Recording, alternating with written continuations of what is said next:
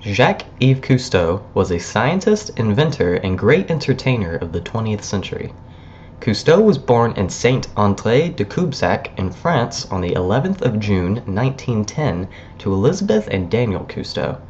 Jacques was a frail and sickly child suffering from chronic enteritis, but despite this he learned to swim at an early age and quickly fell in love with water and the world beneath it.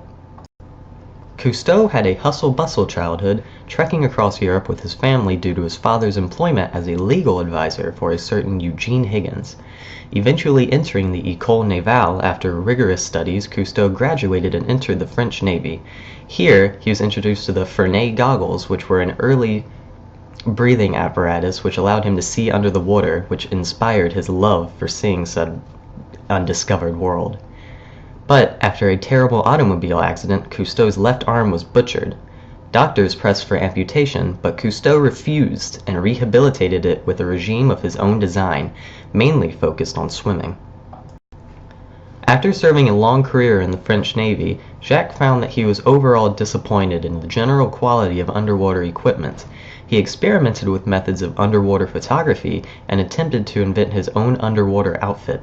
He eventually did, but it turned out to be incredibly dangerous and thus not very effective. All of this led up to his co-invention of the aqua lung with engineer Émile Gagnan in 1943 Paris. This famous invention acted as the precursor to the scuba. The major innovation here was the open circuit, which meant that instead of having the air flow from a tank to the diver into a scrubber, which removed the carbon dioxide, then back to the diver, then into a secondary tank, it was an incredibly long process. The aqua lung moved air from a tank to the diver, then out into the water. The aqua lung quickly became the most popular breathing apparatus of the time. However important and influential an inventor Cousteau was, he was likely known by most people for his television show, The Undersea World of Jacques Cousteau, which educated the world on marine biodiversity and often was used to raise awareness for anti-pollution movements.